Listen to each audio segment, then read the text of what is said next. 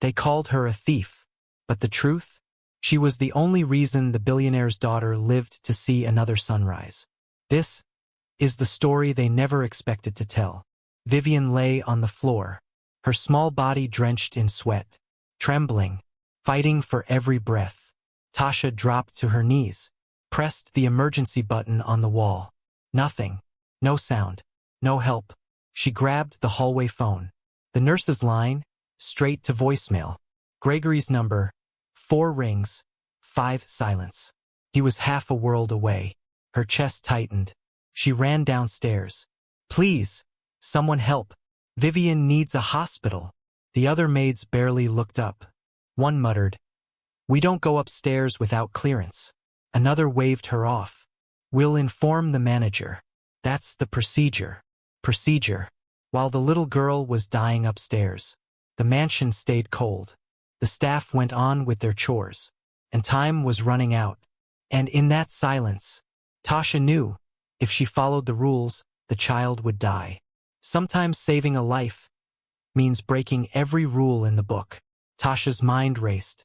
She remembered the key, the one with the red tag, "Do not remove," hanging in the basement. She sprinted down the narrow stairs. Her fingers snatched it from the hook. No time to think, only to act. Back upstairs, the heavy lock clicked open. Gregory's private office. Polished leather. Glass. A desk with cash stacked thick. A Tesla key fob shining in the light. Tasha didn't hesitate. She scooped Vivian into her arms.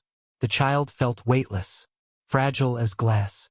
Her steps thundered down the marble halls. Cameras blinked. Sensors glowed. The mansion roared to life. Red alarms pulsing across the walls. But Tasha didn't stop. She pushed through the front doors, clutching Vivian against her chest. Behind her, security screens turned red. Unauthorized access. Vehicle missing. Every second mattered. But someone was already coming for her. The Tesla roared down the hill. Vivian's head rolled to the side. Her breath shallow. Her eyes fading. Tasha gripped the wheel tight, whispering under her breath, "Hold on. Just hold on." Her heart pounded louder than the engine. In the rearview mirror, 2 black SUVs shot out of the estate gates. Security, closing in fast. But ahead, bright hospital lights. A beacon in the night. Tasha swerved hard, tires screeching against the pavement. She slammed to a stop in the emergency lane.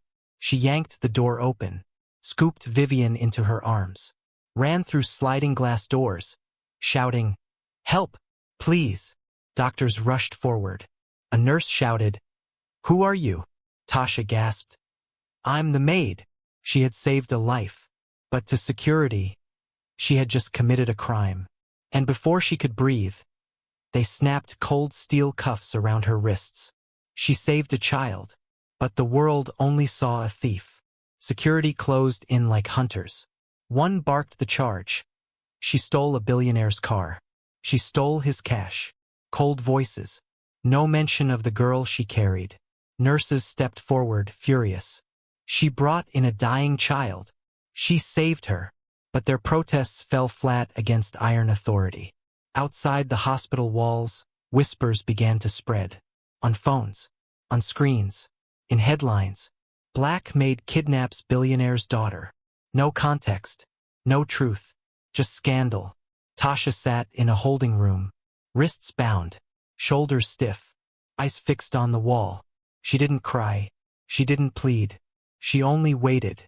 And that's exactly when Gregory Lancaster walked in.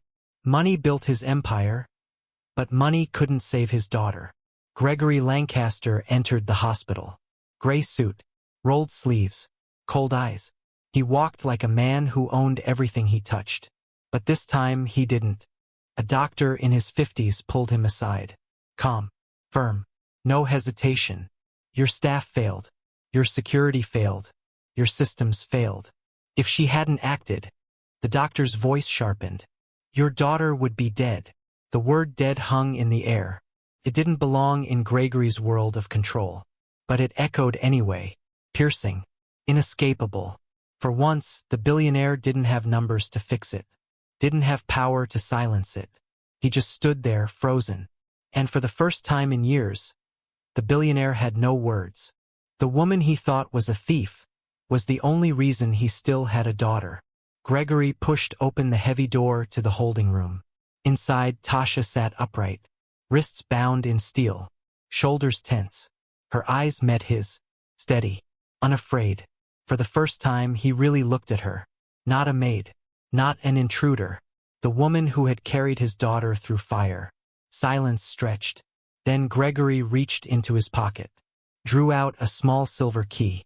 The cuffs clicked open. Metal fell to the floor. He didn't raise his voice, didn't give orders, only whispered, almost ashamed, "She's asking for you." The first name his daughter spoke was not father. It was Tasha. And in that moment, the balance of power shifted forever. Sometimes the smallest voices decide the loudest truths. Room 214 was quiet. Vivian lay beneath pale blue blankets, and four dripping slowly at her side. Her breaths were softer now, steadier. The door opened. Tasha stepped inside. For a moment, the child's eyes flickered awake, and when she saw her, her face lit up. A whisper escaped her lips. "Tasha." Tasha moved closer, sat gently by the bed, her hand wrapped around the girl's fragile fingers. No fear, only comfort. Gregory stood in the corner, silent, watching the bond he could never buy, the trust that no wealth had ever built. It was in that tiny word, spoken by a child, that he finally understood who had truly saved his daughter. And outside that room, the media storm was already growing. The world expected him to bury her. Instead, he raised her higher than anyone imagined. The mansion gates opened wide. On the lawn, cameras flashed. Reporters jostled for space. The world waited for scandal, for punishment, for shame. Gregory stepped to the podium, but he was not alone. Beside him stood Tasha, not in uniform, not invisible. She stood in dignity. His voice carried steady across the crowd. "Last night my daughter almost died, and the woman beside me saved her life." Murmurs rippled. Cameras clicked. He continued, stronger now. "She will never be a maid again. From this day forward, she will lead our family's medical foundation." The maid, branded a thief, had become the billionaire's partner in saving lives. And the world gasped as the cameras captured her name. Inside the mansion, the whispers changed. In the long corridors, voices stirred. "She's staying," one staff member muttered. Another whispered back, almost nervous, "No, she's running things now." And they were right. Tasha walked past them, head high, no longer invisible, no longer afraid. She wasn't just part of the house anymore. She carried it. Upstairs, Vivian grew stronger. Her laughter returned, bright and fragile, echoing through marble halls once heavy with silence. The sound reached corners that had never known warmth. The mansion itself seemed different, not a fortress of rules and alarms, but a home where life was heard again. The same walls that once silenced her now carried her voice. Real heroes don't wait for permission. People had overlooked her, dismissed her, called her just a maid. But she was the one who saved a life. She was the one who broke the rules and rewrote them.